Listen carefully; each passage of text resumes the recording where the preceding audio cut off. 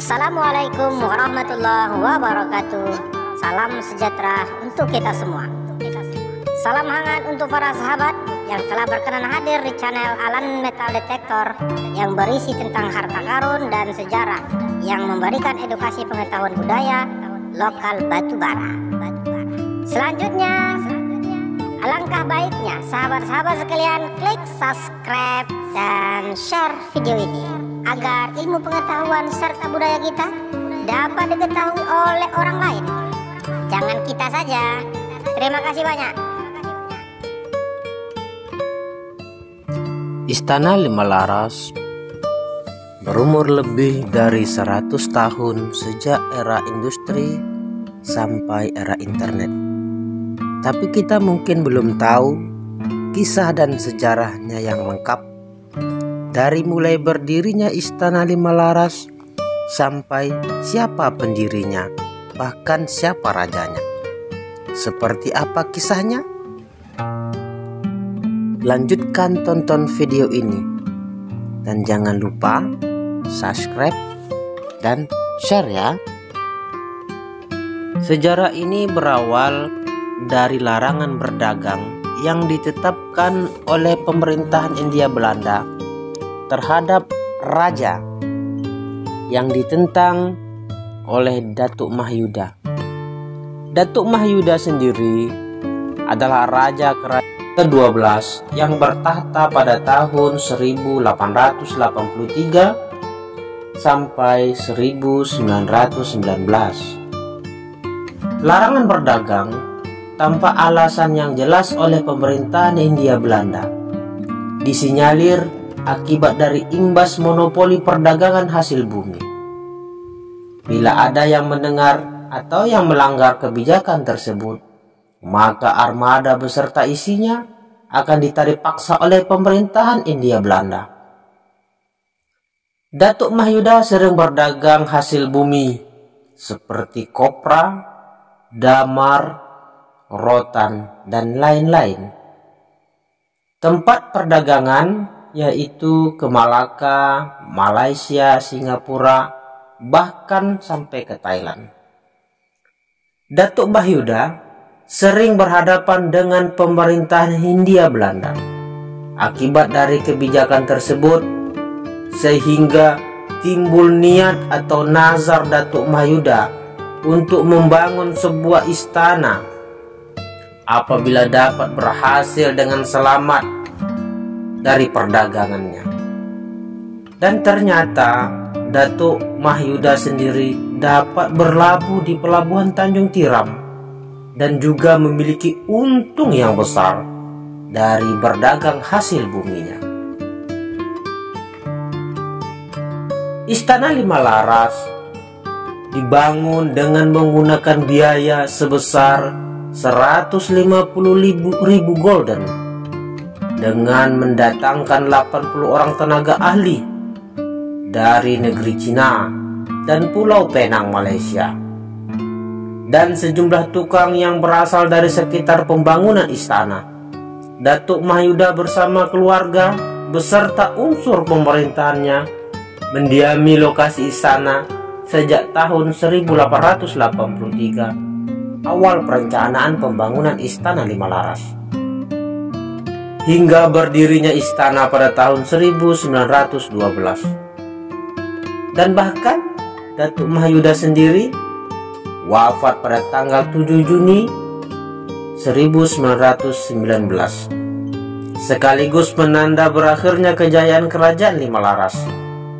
Aktivitas di istana berakhir pada tahun 1923, yaitu akhir dari pemerintahan Datuk Muda Abdul Rani atau Raja Kerajaan Lima Laras yang ke-13.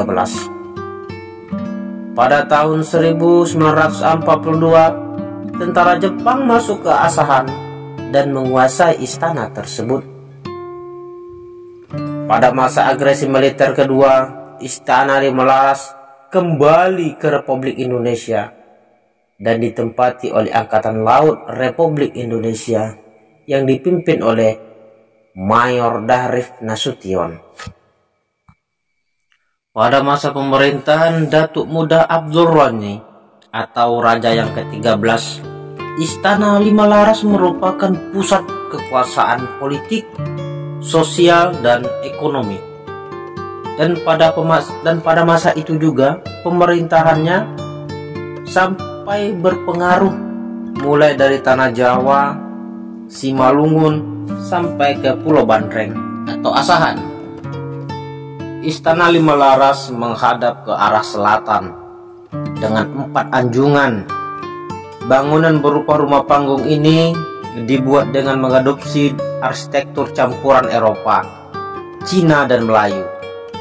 Unsur Melayu pada bangunan tersebut sangatlah kental, sangat dominan pada bentuk hiasan di bagian atap dan jalisus pintu dan jendela.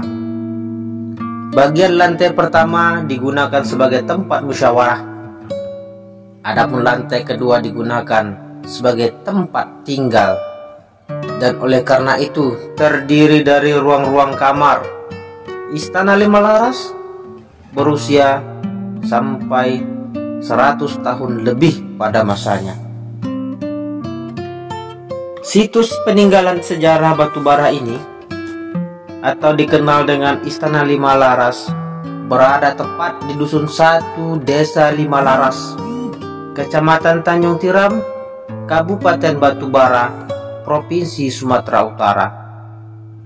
Untuk menuju ke istana tersebut kurang lebih sekitar 136 km dari kota Medan. Adapun batas-batas wilayah seperti sebelah utara berbatasan dengan Jalan Istana, sebelah timur berbatasan dengan rumah penduduk, sebelah selatan berbatasan dengan perkuburan umum, sebelah barat berbatasan dengan rumah penduduk lagi. Sedangkan luas Istana Lima Laras memiliki kurang lebih 102 dikali 98 meter dengan denah persegi panjang seperti pola penyusunan sebuah kubus atau balok.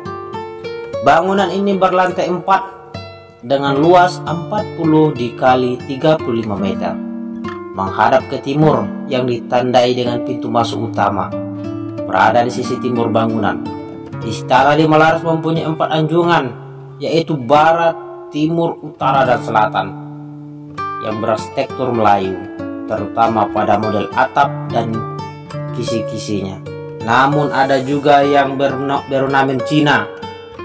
Pada lantai pertama terbuat dari beton dan dipergunakan untuk ruang musyawarah.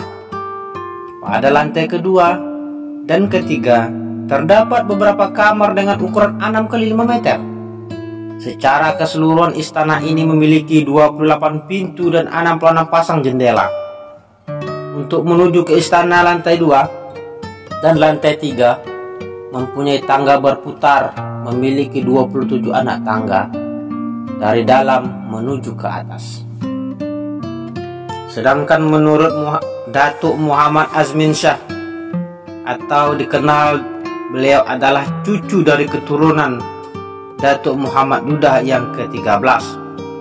Istana ini dibuat berdasarkan niat Muhammad Yuda untuk mendirikan sebuah istana pada pemerintahannya, sehingga diberi nama Istana Niat.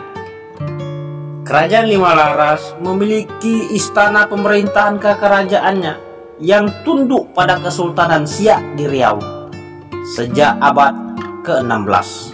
Sering berpindah-pindah. Raja Kerajaan Niat Lima Laras, Muhammad Yuda, ini sekaligus menandai Istana Niat Lima Laras merupakan peninggalan sejarah yang amat berharga bagi Batubara, khususnya bagi masyarakat Melayu di Asahan. Terima kasih banyak. Semoga masyarakat Batubara dapat mengenal dan mengetahui kisah singkat atau sejarah dari Kerajaan Lima Laras. Mudah-mudahan ini dapat bermanfaat. Terima kasih banyak. Assalamualaikum warahmatullahi wabarakatuh.